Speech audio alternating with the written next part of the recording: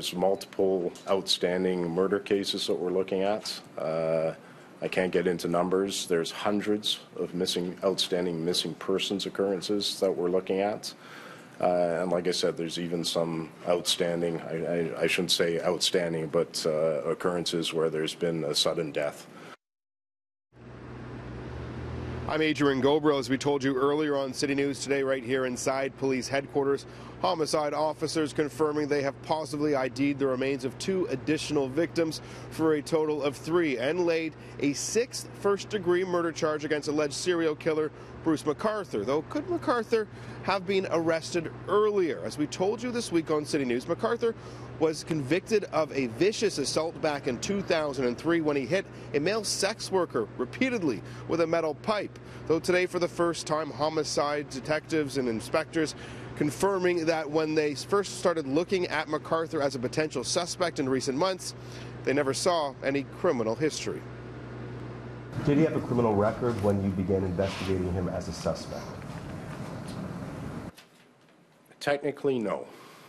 If McArthur's convictions had shown up, if his previous convictions had shown up, perhaps during Project Houston even, could this have saved lives? You're asking me a hypothetical question on an area that I'm not going to comment on. Retired homicide officers have told City News the only way McArthur would have had his record wiped out is because if he had received a pardon for his 2003 conviction. Today, Toronto police claim that McArthur is now responsible for the death of Skandaraj Navarathan. The 40-year-old was reported missing September 16, 2010, and was part of Project Prism, an investigation that was looking into 3 missing men in Toronto's Church and Wellesley Village, though the whole investigation was scrapped in 2014 and they never arrested a suspect. The fact it appears McArthur's criminal past was wiped clean doesn't sit well with some who've been warning police of an alleged serial killer in Toronto's LGBT community for years.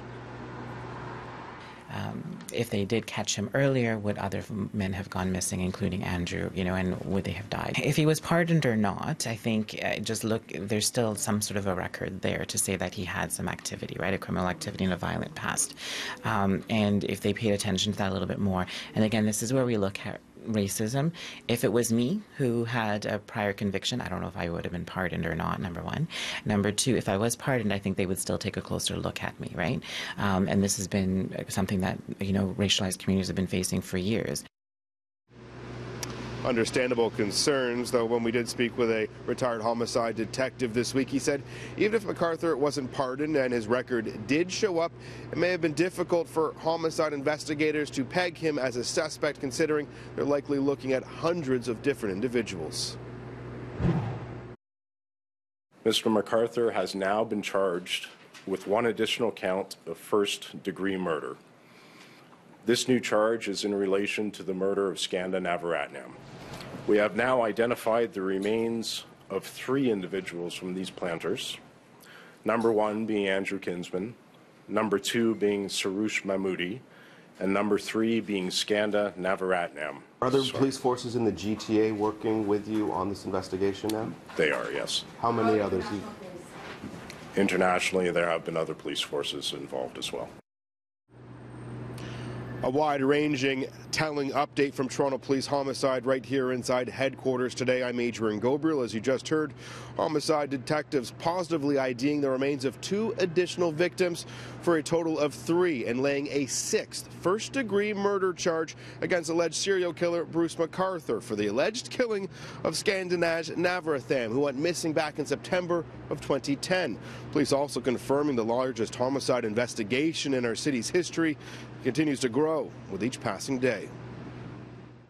Well, to put it in perspective, there's multiple outstanding murder cases that we're looking at. I can't get into numbers. There's hundreds of outstanding missing persons occurrences that we're looking at.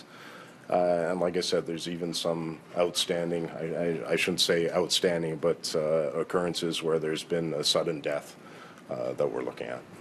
Detective Sergeant Hank Nsinga also revealing today that along with McArthur's Thorncliffe Park apartment, they believe there's additional murder scenes. They are interested in at least 2 other properties in the GTA, and they will be going back to this Leaside home and others when the ground thaws. Investigators have sifted through upwards of 20 planters and found the remains of 6 individuals to date. Police initially charged McArthur in the death of Andrew Kinsman and Salim Essen in late January. Their investigation expanded to include Majid Kayhan, Saroush Mahmoudi, and Dean Lissawick.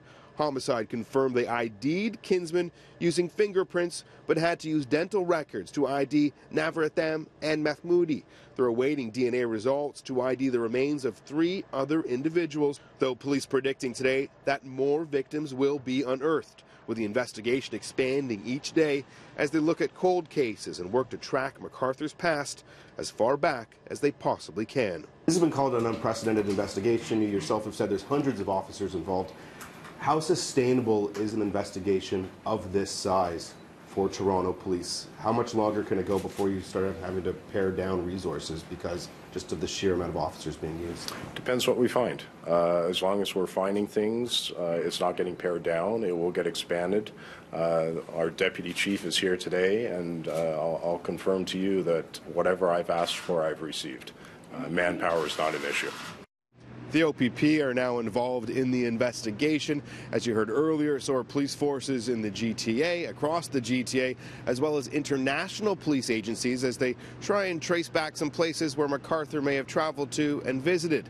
Ahead on City News, some disturbing revelations. Why wasn't McArthur's criminal record showing up and pulled up when police began looking at him as a suspect, considering the fact he was convicted back in 2003 for viciously assaulting a male sex worker?